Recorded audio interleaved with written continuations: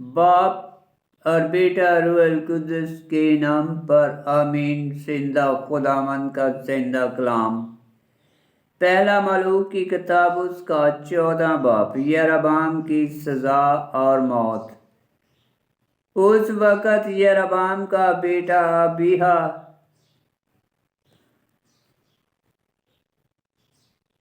बीमार पड़ा तो यरबाम ने अपनी बीवी से कहा, उठ और अपना लिबास बदल ताकि मालूम ना हो कि तू यरबाम की बीवी है। शलू में जा, क्योंकि वहाँ अहिया नबी है जिसने मुझसे कहा कि मैं इन लोगों का बादशाह हूँगा। और 10 रोटियाँ और पापड़ियाँ और शहद का मर्तबान अपने साथ ले और उसके पास चली जा, और वो तुझे बताएगा कि इस लड़के की बाबत क्या होगा। तो यरबाम की बीवी ने ऐसा ही किया। वो उठी और शलू को गई और अहिया के घर में पहुंची, मगर अहिया देख ना सकता था, क्योंकि बुढ़ापे के सबब से उसकी आंखें धुंधला गई थी। और खुदावंद ने अहिया से कहा था कि यरबाम की बीवी तेरे पास अपने बेटे की बाबत पूछने आती है, क्योंकि वो बीमार है। सो तू उसे यूं कह, और वो तेरे पास अपना भेष बदल कर आती है। जब अहिया ने उसके पाँव की आहट सुनी और वो दरवाजे में दाखिल हो रही थी, तो उससे कहा, ऐ यरबाम की बीवी, अंदर आ। तो अपने आप को क्यों दूसरी बनाती है?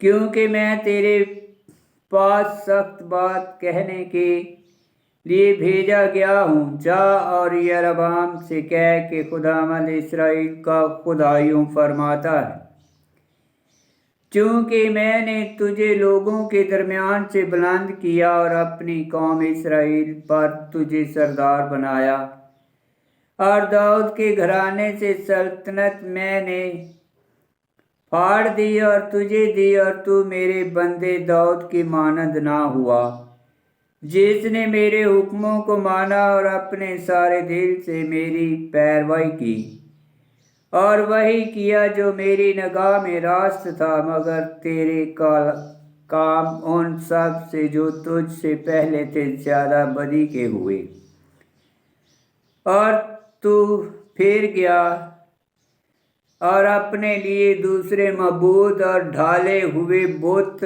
बनाए, ताकि तू मुझे गुस्सा दिलाए। और तूने मुझे पीठ के पीछे फेंक दिया, इसलिए मैं यरबाम के घराने पर बला नाजल करूँगा, और यरबाम के लिए इस्राएल में हर एक को जो दीवार पर बोल करे, क्या गुलाम क्या आजाद काट डालूंगा, यरबाम के घराने के बकिया को फेंक दूंगा, जैसे कोई कूड़े को फेंकता है, यहाँ तक कि वो नबूद हो जाएंगे। और यरबाम का जो कोई शहर में मरा उसे कुत्ते खाएंगे, और जो मैदान में मरा उसे आसमान के परिंदे खाएंगे, क्योंकि खुदावंद ने फरमाया है, पर तू उठ और अपने घर को चली जा, और तेरा पाँव शहर में दाखिल होने के वक़्त लड़का मार जाएगा, और सारा इस्राएल उस पर मातम करेगा और उसे दफन करेगा। और यरबाम के घराने में से यही कब्र में रखा जाएगा, इसलिए कि यरबाम के घराने में से खुदावंद इस्राएल के खुदा की निगाह में उसी में कुछ अच्छा ख्याल पाया गया। और खुदावंद अपने लिए इस्राएल पर एक ऐसा बादशाह कायम करेगा, जो यरबाम के घराने को इसी दिन और इसी वक़्त नबूद करेगा।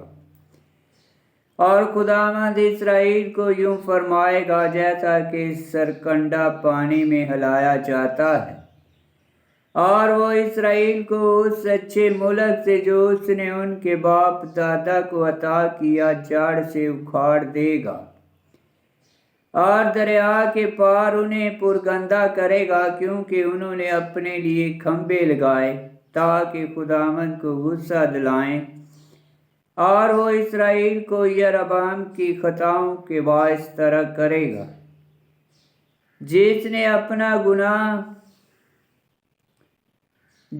آپ گناہ کیا اور اسرائیل سے گناہ کروایا۔ تب یربعام کی بیوی اٹھی اور روانہ ہوئی اور ترسا میں آئی، اور اس کے دروازے کی دہلیز میں داخل ہوتے ہی لڑکا مر گیا اور دفن کیا گیا، اور تمام اسرائیل نے اس پر ماتم کیا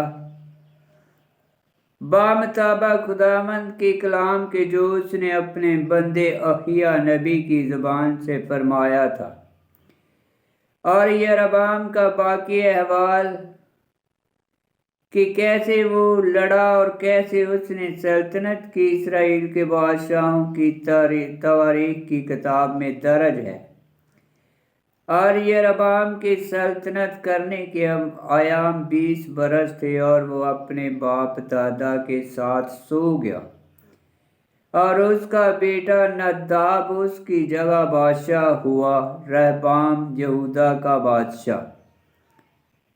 اور رہبام بن سلیمان نے یہودا میں سلطنت کی، اور جس وقت رہبام بادشاہ ہوا وہ 41 برس کا تھا، اور اس نے یروشلم میں، جسے خداوند نے اسرائیل کے سب قبیلوں میں سے چن لیا تھا کہ اپنا نام وہاں رکھے، 70 برس سلطنت کی، اور اس کی ماں کا نام نما امونیہ تھا۔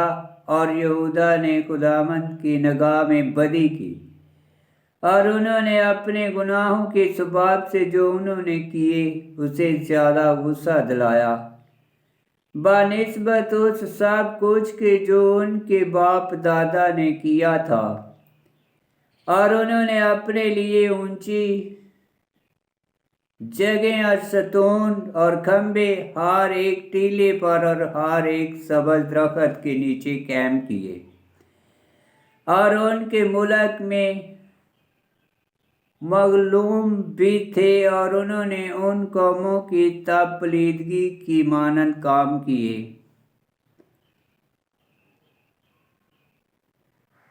جنہیں خداوند نے بنی اسرائیل کے سامنے سے دور کیا۔ اور رہبام کی سلطنت کے 5ویں برس میں مصر کا بادشاہ